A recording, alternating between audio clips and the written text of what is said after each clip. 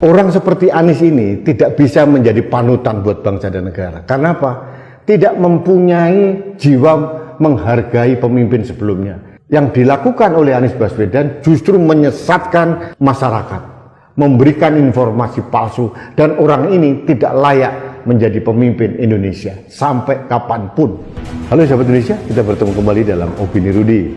Sahabat Indonesia, saya ingin mengajak Anda mendengarkan pidato Anies Baswedan di mimbar PKS. Dia mengkritisi tentang pembangunan jalan atau infrastruktur di zaman Pak Jokowi.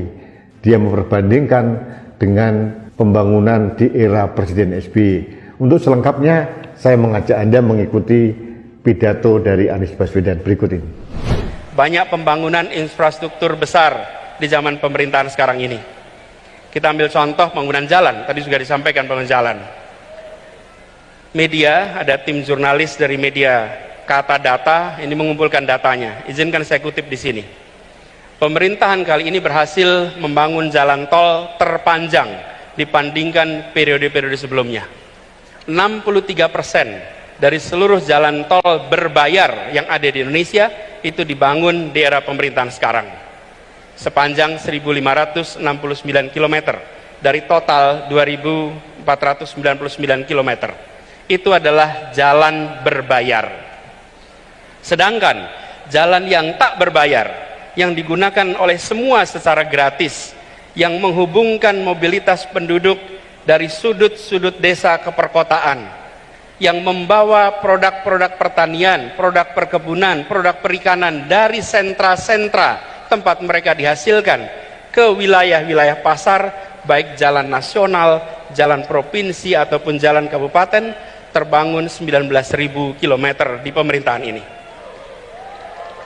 Kalau coba saya bandingkan dengan pemerintahan 10 tahun yang lalu, di zaman Presiden Pak SBY, jalan tak berbayar yang dibangun adalah sepanjang 144.000 atau 7,5 kali lipat. Bila dibandingkan dengan jalan nasional, di pemerintahan ini membangun jalan nasional sepanjang 590 km. Di era 10 tahun sebelumnya 11.800 km. 20 kali lipat. Kita belum bicara mutu, kita belum bicara standar dan lain-lain. Kita bicara panjangnya. Kedua infrastruktur ini jelas diperlukan sama-sama. Tapi yang perlu kita perhatikan di sini adalah bahwa keberpihakan ketika bicara institusi ekonomi memberikan kesetaraan kesempatan kepada semuanya. Kita perlu memikirkan ke depan institusi yang inklusif, infrastruktur yang menunjang keseharian. Air saja misalnya. Hari ini kita punya air di sini. Susenas 2019 menunjukkan 38% penduduk Indonesia menggunakan air dalam kemasan sebagai sumber air minum. Kalau itu pilihan tidak apa-apa, tapi kalau itu keterpaksaan, maka negara harus hadir menyediakan infrastruktur mikro kecil yang dirasakan oleh seluruh rumah tangga di Indonesia. Kalau kita lihat datanya, sumur ada 21%, pompa air 16%, pipa hanya 10%. Sahabat Indonesia sudah melihat kan, sudah mendengarkan dengan seksama pidato dari Anies Baswedan. Aneh bin ajaib. Saya tidak mau berkomentar panjang lebar karena ada yang mewakili suara saya, suara rakyat, untuk mempermalukan Anies Baswedan. Data-datanya langsung dihancurkan, dan itu bukan oleh orang pemerintah, bukan oleh partai-partai koalisi pemerintah yang sekarang, tapi oleh Tuan Guru Bajang. Nah, kita ikuti cara TGB mempermalukan Anies Baswedan berikut ini. Bismillahirrahmanirrahim. Assalamualaikum warahmatullahi wabarakatuh. Saya menyimak pidato bakal calon presiden Bapak Anies Rashid Baswedan semalam. Pidatonya menarik. Satu hal dari pidato tersebut, beliau mengkomparasi pembangunan jalan tidak berbayar pada masa Presiden SBY dengan masa Presiden Jokowi. Beliau sampaikan bahwa pada masa Presiden SBY 10 tahun, itu beliau membangun 144.000 jalan non-tol, mulai jalan provinsi, jalan nasional, dan jalan kabupaten kota. Jauh lebih tinggi dibanding pencapaian Presiden Jokowi selama 9 tahun, yaitu hanya 19.000 kilometer. Beliau sampaikan perbandingannya 7,5 kali lipat pada masa Pak SBY, lebih banyak dibanding dengan masa Pak Jokowi. Menyimak pidato ini saya punya satu catatan, bahwa Mas Anies Rashid Baswedan tidak menyebut melupakan. Saya tidak tahu ini sengaja atau tidak sengaja ya. Mestinya sebagai calon presiden beliau memaparkan secara utuh.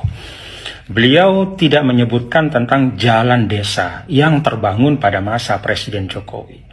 Pada masa 9 tahun sampai akhir 2022 itu ada lebih dari 316.000 kilometer jalan desa yang dibangun oleh Presiden Jokowi. Kita tahu kalau bicara tentang mengurangi kesenjangan, bicara tentang mewujudkan keadilan sosial bagi seluruh rakyat Indonesia, salah satu instrumennya adalah meningkatkan kemakmuran di tingkat desa. Dan meningkatkan kemakmuran di tingkat desa itu artinya apa? Mempercepat aktivitas ekonomi, meningkatkan aktivitas ekonomi, dan memperbesar porsi ekonomi yang diperoleh oleh masyarakat desa. Salah satu strateginya adalah dengan mengurangi biaya logistik, memperlancar arus barang dan jasa, produksi petani kita, padi, kedelai, sapi, ya, dan segala macam yang diproduksi di tingkat desa itu harus dapat diakses dengan mudah, harus memiliki sarana logistik yang baik. Karena itu pembangunan atau jalan desa itu memegang peran yang sangat penting untuk menghadirkan keadilan sosial bagi seluruh rakyat Indonesia, mengurangi ketimpangan antara desa dan kota. Jadi Mas Anies sebenarnya kalau fair ya, apa adanya, beliau seharusnya menyebutkan bahwa pada masa Presiden Jokowi ada lebih dari 316.000 kilometer jalan desa yang tidak terbangun pada masa sebelumnya. Belum lagi kalau kita bicara infrastruktur lain ya, di tingkat desa ada lebih dari 1,5 juta meter jembatan di tingkat desa, ada lebih dari 500.000 unit air bersih, ada 42.000 lebih posyandu ya, dan beragam infrastruktur di tingkat desa yang menjadi concern dari Bapak Presiden Jokowi selama 9 tahun pembangunannya. Dengan demikian, kalau kita menyampaikan data secara utuh, pembangunan jalan tidak berbayar pada masa Presiden Jokowi, mulai jalan nasional, jalan provinsi, jalan kabupaten kota, dan jalan desa, maka angkanya adalah sekitar 340.000 kilometer, jauh di atas pembangunan jalan tidak berbayar pada era sebelumnya. Terima kasih, itu catatan saya. Terima kasih kepada Mas Anies Baswedan yang sudah menarik gagasan kontestasi kepemimpinan menuju kepada kontestasi gagasan.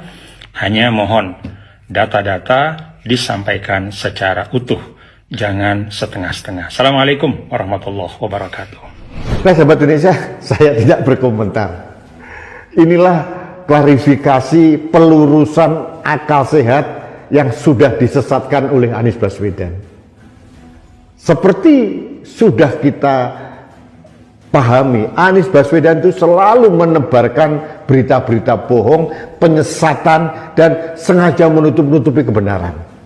Orang seperti ini tidak bisa kita jadikan panutan.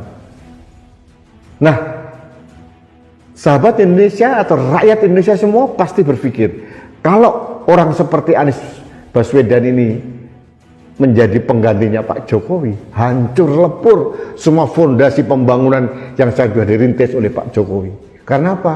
Mindsetnya beda jauh, antitesis dari Jokowi, dan rakyat tidak membutuhkan pemimpin antitesis dari pemimpin sebelumnya. Karena akan terjadi maju mundur tidak karu-karuan, dan hanya pencitraan, tidak ada upaya untuk menyejahterakan rakyat.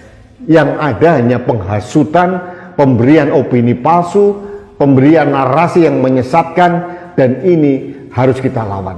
Dan saya terima kasih, tidak perlu capek-capek untuk memberikan counter.